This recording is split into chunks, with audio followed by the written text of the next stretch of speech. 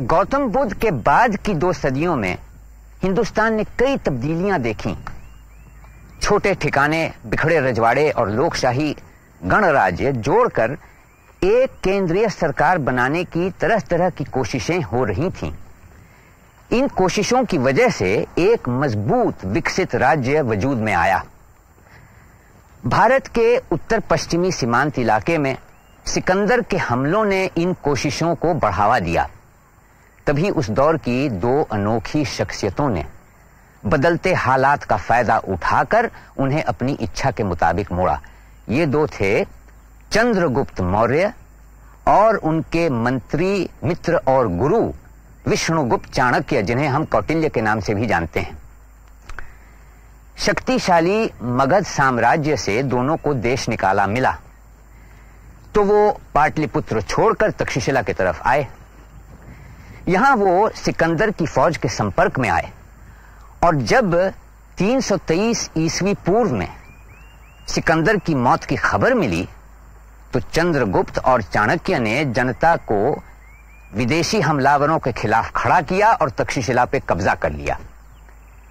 फिर चंद्रगुप्त बीच के सारे इलाके जीतता हुआ मगध की राजधानी पाटलिपुत्र की तरफ आने लगा और नंद वंश को शिकस्त देकर मौर्य साम्राज्य की स्थापना की। मौर्य साम्राज्य अरब सागर से बंगाल की खाड़ी तक और उत्तर में कश्मीर और काबुल तक फैला हुआ था। तुम ग्रंथों के सिद्धांतों में ही उलझे हुए हो ब्राह्मण। राजनैतिक सिद्धांत और व्यवहार का अंतर तुम्हारी समझ से परे है। इन समस्याओं के समाधान का चुनाव इतना सरल नहीं है। चुनना तो बहुत सरल है महाराज। आपको यही तो निर्णय करना है कि यूनानियों का प्रदेश हड़प लें या उन्हें अपना प्रदेश हड़पने दें। सम्राट सिकंदर यूनान लौट रहे हैं। इस हालत में क्षत्रप सेल्यूकस के लिए पूर्व दिशा की ओर कदम उठाने के छोड़ दूसरा उपाय नहीं। सेल्यूकस पाटलिपुत्र पर आक्रमण करेगा। अब अधिक समय नहीं है महाराज, तत्काल पहल कीजिए। यूनानियों के बढ़ते कदम रोकिए। अमात्य राक्षस, इस श्रेष्ठ और कुरूप ब्राह्मण का इतना साहस जो मुझे सलाह दे रहा है, तो समझता क्या अपने आप को? अमात्य राक्षस, इसे यहां से हटाइए। धनानंद, होश में आ। तुझ पर ताकत का नशा सवार हो गया है। चाणक्य विष्णुगुप्त अपनी इच्छा से बेबुलाए तेरे राज्यसभा में आया और तू बुद्धि को खोलकर पी गया है। तू उचट, तू ये भी नहीं समझता तेरी भलाई किसमें है, मगध की भलाई किसमें है। अपनी निर्लज्जता का मूल्य चुकाएगा तू, मरेगा तू, ध्वंस होगा। ले देख, ये ब्राह्मण अपनी शिखा खोलता है। मैं तब तक ये शिखा नहीं बांधूंगा जब तक नंदवंश को पाटलिपुत्र से जड़ समेत उखाड़कर फेंक नहीं देता। नाश हो तेरा, नाश। गुरुदेव, मगध साम्राज्य बहुत शक्तिशाली है। नहीं है, शक्तिशाली दिखता है उन्हें जो सतही दृष्टि से देखते हैं। नंद के प्रशासन में कोई सुखी नहीं है। सब तरफ असंतोष फैला हुआ है। कर की दरें ऊंची हैं, जीवन सुरक्षित नहीं। राजा लोभी और भ्रष्टाचारी है। राज्य सभासद पतनशील है। और तो और अमात्यगण भी दुखी हैं।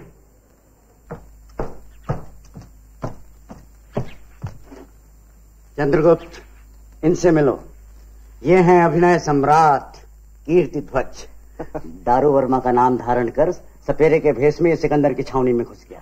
इसने वहां वो गजब ढाया कि लगभग पूरी छावनी विद्रोह कर उठी। बहुत अच्छे, ये लो अपना पुरस्कार।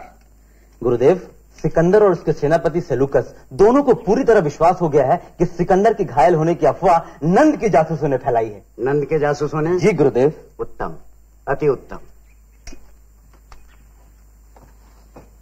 परंतु गुरुदेव, इससे हमें क्या लाभ? बालक हो वृषल, भूल गए मैंने क्या लिखा है? शत्रु का शत्रु मित्र होता है। हमें इस आपसी संदेह को भुनाना होगा। यूनानियों का नंद के प्रति संदेह हमारे लिए लाभकारी साबित होगा। मैं सोचता था सम्राट कि शब्दों के संगीत में तल्लीन हो जाना हम भारतीयों की विशेषता है। लगता है आप पर भी रंग चढ़ गया है। आपकी योजना आकर्षक है, पर क्या इसे यथार्थ की दृष्टि से नहीं देखना चाहिए? आप दिग्विजयी सम्राट हैं और मैं ठहरा निर्धनता का व्रत लेने वाला एक शिक्षक। मेरे आशीर्वाद का मूल्य ही क्या है?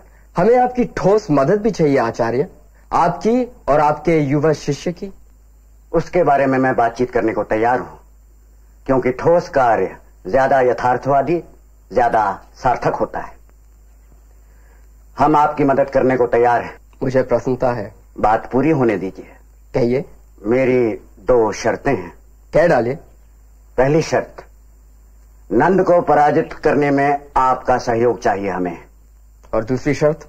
और हमारे गठबंधन को मजबूत करने के लिए आपके सेनापति सेल्यूकस अपनी पुत्री एलेना का विवाह चंद्रगुप्त से करा दें।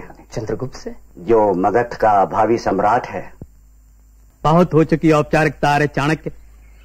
आप पहले इस प्रश्न का उत्तर दीजिए, आपने गणों के विरुद्ध युद्ध क्यों छेड़ा? वो तो आपके शत्रु नहीं थे।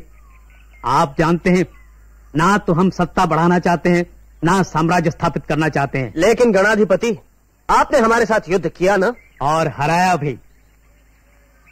आर्य चाणक्य, आपको साम्राज्य स्थापित करने की धुन है और साम्राज्य गणों का विनाश कर देगा। इसलिए हम आपके साम्राज्य को स्थापित नहीं होने देंगे, ये आप अच्छी तरह जान लीजिए। हम साम्राज्य स्थापित करके रहेंगे गणाधिपति, ये भी आप अच्छी तरह जान लीजिए। एक बार मुठभेड़ में हार जाना युद्ध हार जाना नहीं होता। शांत रहो चंद्रगुप्त। गणाधिपति सारिपुत्र हमारे संरक्षक हैं और हमारी भलाई चाहते हैं। गणाधिपति सारिपुत्र, हम गणराज्यों का आदर करते हैं। उनकी व्यवस्था में लोकहित का बराबर ध्यान रखा गया है।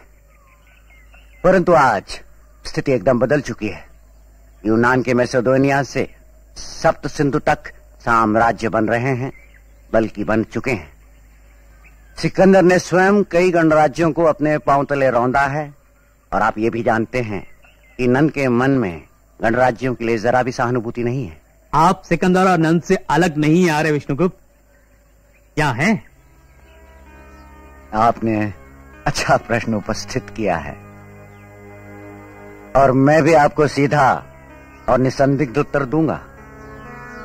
हम आपको आश्वासन देने को तैयार हैं। कैसा आश्वासन? यदि आप नंद के विनाश में और यूनानियों के पराजय में हमारा साथ देते हैं, तो हम आपको आश्वासन देते हैं कि आपकी स्थानीय स्वतंत्रता सुरक्षित रहेगी। यदि आप सीधे सामने ना आना चाहें, तो भी कोई बात नहीं, पर नंद के विनाश को रोकने की चेष्टा नहीं करेंगे, इसका आश्वासन आप दें। किंतु हम विश्वास कैसे करेंगे? क्यों नहीं? हम विदेशी आक्रमणकारियों की तरह मनमानी करने वाले तो नहीं हैं, ना ही हम नंद की तरह अत्याचारी हैं। हमारा केंद्रीय शासन नियमों का पालन करेगा और व्यवस्था को बनाएगा गणाधिपति। और दूसरे गणों का क्या होगा? आपसे ये बात छिपी हुई नहीं है कि सभी गणराज्यों का शासन अच्छा नहीं है। कुछ भीतर ही भीतर सड़ चुके हैं और कुछ नाम मात्र के गण हैं। आपकी बात अलग है। हम आश्वासन आप और आप जैसों को दे सकते हैं, क्योंकि आप भी दूरदर्शी हैं।